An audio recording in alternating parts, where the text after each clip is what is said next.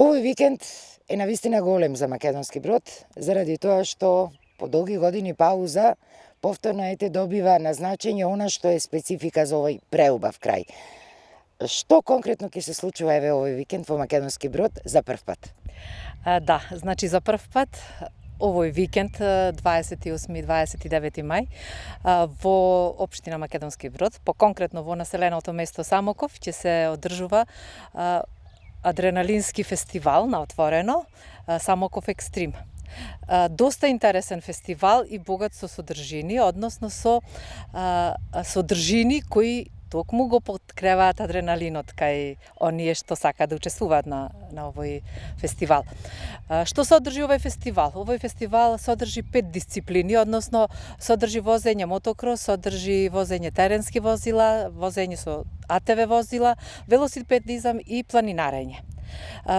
Патеките се обележани, веќе од групата која ја даде иницијативата заедно со општината. Морам да споменам и да ги поздравам групата на авантуристи и ентузијасти кои ја дадоа идејата за оваа манифестација, за овој настан. И општината навистина препозна една многу убава идеја, интересна идеја која ќе ја промовира оваа територија. Во тој контекст се одлучивме, значи, овој викенд да преминеме на организација на тој фестивал. Фестивалот ќе се одржува овдека во Самоков на фудбалскиот стадион, кај што се најдуваме сега. Значи, покрај што ќе има возење, основата на фестивалот, да речам, ќе биде кампување. Оние учесниците што се заинтересирани да учествуваат, во саботата ќе дојдат, ќе подигнат значи стартни пакети и почетните активности се креирање на кампот. Цело поречие е познато по тоа дека навистина изобилува со една извонредна природа, што се ќе можат да видат посетителите кои што овој викенд ќе учествуваат на овој фестивал. Па да, навистина ние изобилуваме со прекрасна природа.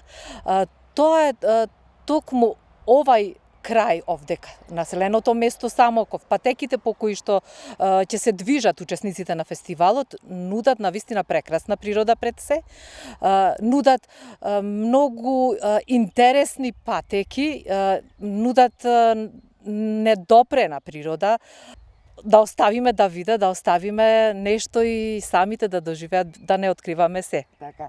Овде е исто специфично што вие имате и пештери, по кои навистина, особено едната, е многу значања. Колку пештери има и во околината и верувам дека ќе бидат интересни за потенцијалните посетители на овој фестивал. Така.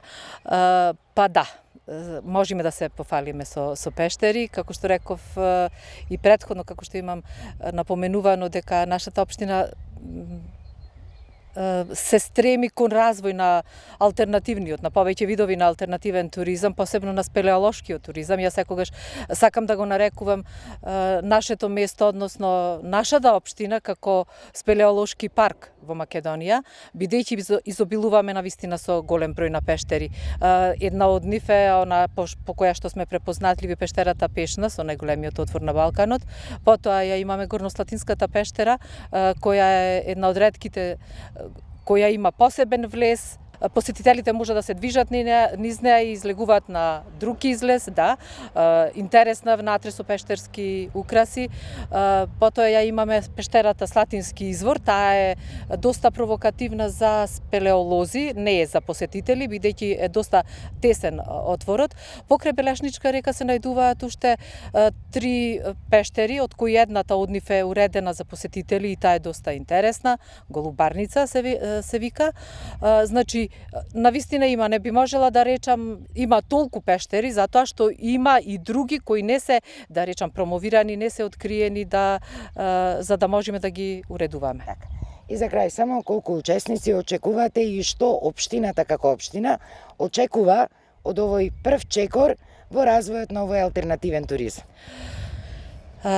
Нашите очекувања пред се како општина се нашава територија, на територијата на општината Македонски Брод, населено во место Самоков, кој беше центар на претходна општина Самоков, да станиме препознатливи во Македонија, па и надвор од Македонија, да не стават, да речам, на мапата, на туристичката мапа на Македонија.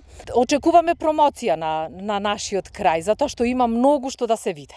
Дали тоа подразбира храна специфична од овој крај? Да. Имаме интересна поречка куња, имаме доста, да речам, изобилуваме со чаеви. Сега моментално, например, доста е актуелно собирањето на мајчината душица. Предходно беше собирањето на смрчките.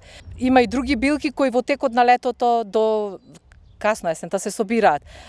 Има што да се види овде и што да се почувствува. Очекуваме некаде околу од 200 до 300 посетители на како почеток, да речам, на овој фестивал.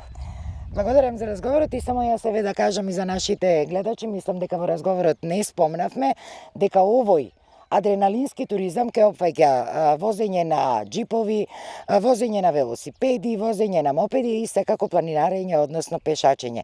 Па мислам дека добра е идејата овој викенд сите оние кои што уживаат во адреналинот да дојдат токму овде во Македонски Брод, во Самоков, односно во срцето на поречието.